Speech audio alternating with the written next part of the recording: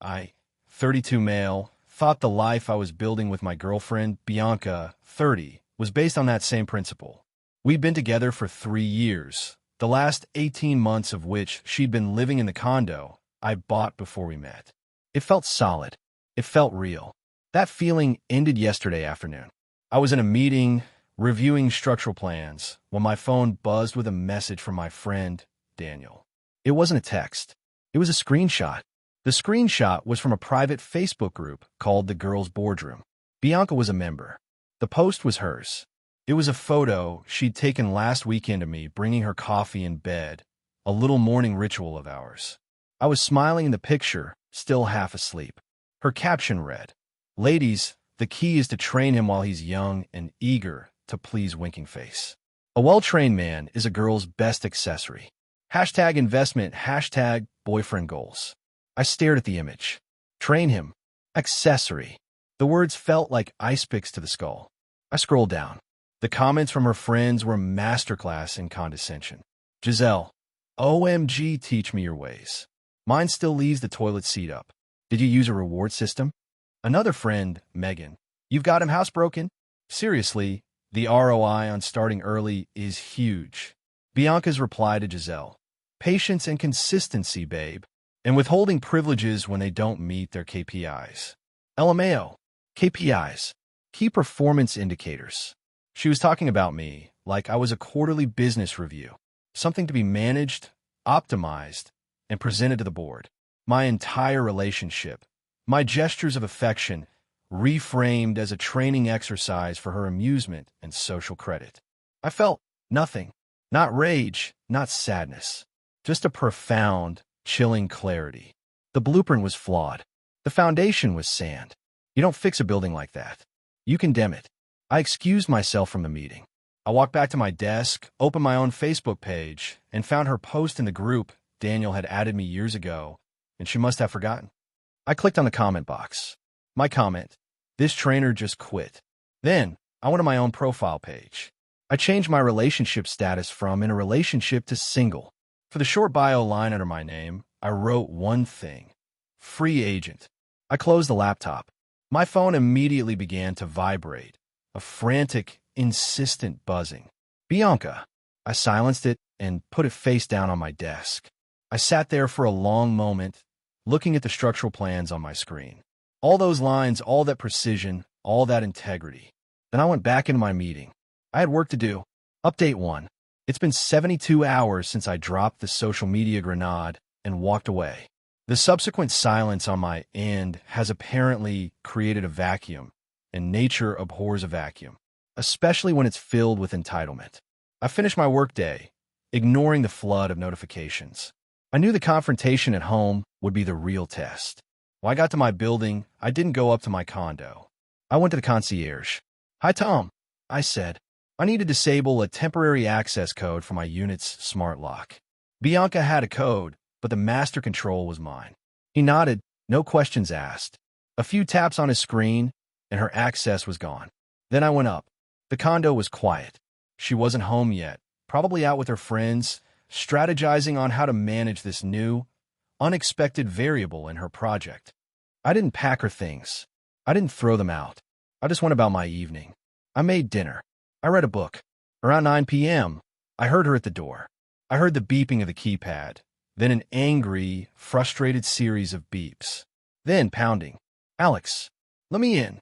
The code isn't working." I opened the door. She was standing there, flushed with anger. Her friend Giselle was behind her, phone in hand, looking like she was ready to record for the boardroom. "What is wrong with the lock?"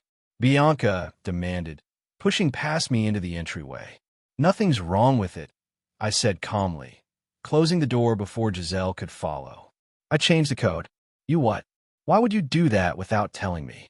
"I don't live with my trainer, Bianca," I said, my voice level. "And I don't give a key to someone who sees me as an accessory. We're done." The color drained from her face. "Done? Are you kidding me? Over a stupid joke in a private group?" "Alex, you're overreacting on a psychotic level. Your joke had comments about key performance indicators and housebreaking me," I replied. "That's not a joke. That's a philosophy. It's fundamentally disrespectful. It tells me you see this as a game, and I'm just a player you're trying to control. I don't play those games. I love you, she insisted, her voice rising. It was just girl talk.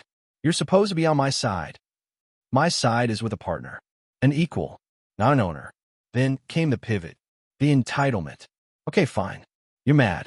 I get it. I'll apologize. But you can't just kick me out. This is my home. My things are here. This is my condo. I corrected her gently. You're not on a mortgage or the title. You've been living here with me. And yes, you need to find a new place to live. You can stay for 2 weeks. End of the month. That's it. Her eyes blazed. 2 weeks. That's impossible. Then you'd better start looking. Her gaze swept around the room and landed on the dining area, specifically on the table. It's a huge, live-edge walnut slab on a custom steel base. I designed it myself and commissioned a local woodworker to build it. It cost me over $7,000 and took 3 months to make. It's the heart of the home. Well, I'm taking the table, she said, crossing her arms. It was a gift for us, for the home. It's half mine. I almost laughed. No, Bianca, it's not. I have the invoice. I have the design sketches. The table stays with the architect. It's mine. We'll see about that, she shrieked. You can't just do this. I'll talk to you when you've calmed down and come to your senses. She stormed into the spare bedroom and slammed the door. I spent the night on the couch, not because I was kicked out of my own room, but because I didn't want to be in the same bed. I lay there in the dark, the quiet hum of the city outside. For a second, I felt a pang of doubt. Am I blowing up my life over a social media post? Then I pictured her typing out the letters KPIs, and the doubt vanished. This wasn't the end of the battle. This was just the opening move. Update 2. It's been a week and a half. The condo has become a Cold War zone. Bianca alternates between stony silence and tearful pleas for me to stop being crazy. She's made zero effort to pack or look for a new place. In fact, she's doubling down. Her new strategy appears to be digging in her heels and trying to establish a more permanent legal foothold. Yesterday, I got the mail and found a letter from a credit card company addressed to her at my address. It was a pre-approval, but the fact she'd applied for a new card using this address now, a week after I told her to leave, was a red flag.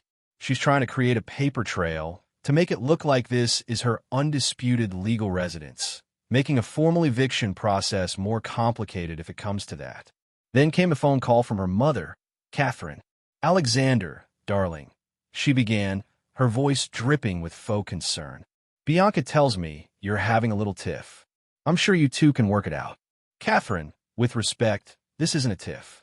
Bianca and I are over. I've asked her to move out. Don't be silly, she said with a laugh. You two are perfect together. Now, she's very upset about the dining table. She told me you were trying to keep it. You know that table was a housewarming gift for her when she moved in with you. It wouldn't be right to take a gift back. The table was not a gift to her. I stated, my patience wearing thin. I designed it and paid for it. It's my property, but it makes the room. Alexander. Bianca has impeccable taste. She designed that entire space around the table. Taking it would be so petty. Just let her have it. It would be a wonderful gesture of goodwill. A peace offering to smooth things over. A peace offering. She wanted me to give her a $7,000 piece of custom furniture as an apology for her daughter's disrespect. The sheer audacity was stunning. That's not going to happen, I said, and ended the call. That was the final straw. They weren't just going to ignore the deadline. They were going to actively fight me for my own property while squatting in my home. It was time to stop reacting and start acting. I waited until today, when Bianca was out for the afternoon at a strategy session with Giselle. I can only imagine. I made a call. 2 hours later, the woodworker who built the table, a burly guy named Mike, showed up with his apprentice. They had padded blankets, a dolly, and all the tools needed. Taking her back, huh? Mike asked as they carefully detached the massive walnut slab from its steel base. Just moving it to a safer location, I said. They wrapped each piece with the care of museum curators. Within an hour, the table was gone. Loaded into Mike's truck and taken to a climate-controlled storage unit I rented this morning. The dining area is now a vast, empty space. The ghost of the table is more powerful than the table itself. The silence is deafening. All the impeccable taste Catherine was talking about now looks ridiculous. The fancy chandelier hangs over an empty floor. The designer chairs are huddled against a wall, looking lost and purposeless. Her entire aesthetic, the backdrop for her carefully curated life, has a giant hole in it. I'm sitting here now, waiting for her to get home. She thinks she's fighting a war of attrition. She doesn't realize I've just captured her flagship. This isn't about the furniture anymore. It's about deconstructing the reality she thought she controlled. Final update. It's been a little over a month since this all began. The war is over. I won, not with shouting matches or grand explosions, but with quiet, methodical precision. Bianca's return to the table-less dining room was exactly as dramatic as you'd expect. There was screaming. There were accusations of theft. She actually called the police. 2 weary officers showed up at my door. "Sir, your roommate is claiming you stole her dining table." I calmly invited them in, showed them the gaping hole in the dining room, and then showed them the invoice from the woodworker for $7,250, addressed to me, paid from my bank account. I showed them my initial design sketches. It's my table, officers. I moved it to a secure storage facility to prevent any disputes as she moves out. They looked at Bianca, who was sputtering about verbal gifts and emotional value. The senior officer sighed. "Ma'am, this is a civil matter. We can't get involved. You need to take it up with a lawyer." He then turned to me. "Is she a tenant here?" "No, she's my ex-girlfriend. She's not on the lease or title. I've given her formal written notice to vacate by the 31st, I said, holding up a copy of the notice I'd had typed up and delivered to her. The officers nodded and left. Bianca's last-ditch attempt to use authority against me had failed spectacularly. Her fury was biblical, but her power was gone. The final 2 weeks were miserable. She finally started packing, but not without a fight. She tried to claim half the art on the walls, the high-end espresso machine, even a set of architectural books my firm had given me. Each claim was met with a calm no, and if she pushed, I'd pull up the credit card statement on my phone showing the purchase. The move-out day was the grand finale. I hired a moving company to be there at noon. I told her they would move whatever she had packed in boxes. Anything not packed would be considered abandoned. Her parents, Catherine and Robert, showed up to supervise. Robert, her father, tried the man-to-man approach. "Son, are you really throwing all this away over a silly joke? Bianca's a good girl. You're making a huge mistake. A joke is what you call it. I call it a fundamental lack of respect," I told him. The mistake was me not seeing it sooner. As the movers loaded the last box, Bianca made her final stand. The anger was gone, replaced by calculated tears. "Alex, please," she whispered, stepping close to me. I was wrong. I was stupid and insecure. "I'll delete the group. I'll do anything. Don't throw this away. I love you." I looked at her, and for the first time, I didn't see the woman I thought I loved. I saw a strategist making a last-ditch move, an actress playing a part. The performance was good, but I'd already read the script. "Goodbye, Bianca," I said and stepped back. The fallout was predictable. She and Giselle got a tiny, overpriced apartment. The lifestyle she had curated in my condo was gone. I heard through Daniel that her constant complaints about money and how I ruined her life were already wearing on her friends. The girls' boardroom apparently isn't as fun when you're complaining from a place of actual struggle instead of a position of smug superiority. A week after she left, I received a certified letter. It was an invoice from Bianca Incorporated. It was a list of her services: relationship training and domestication, 3 years, $15,000. Interior design consultation, the condo, $5,000. Emotional labor and brand management, $7,500. Total due, $27,500. At the bottom, she'd written, "This is for the value I added to your life and property. You can pay me directly, or I will see you in court." I laughed so hard I cried. It was the most perfectly entitled, delusional document I had ever seen. I didn't even shred it. I framed it. It's hanging on the wall in my office as a piece of surrealist art. My life is quiet now, peaceful. The condo feels bigger without the weight of her expectations. Last night, I went to the storage unit, brought the table back, and reassembled it with Daniel's help. We ordered pizza and drank beer, sitting at that beautiful walnut slab. It felt like I was reclaiming my own life. Bianca thought she could train me, mold me into an accessory for her brand. But a structure is only as strong as its foundation.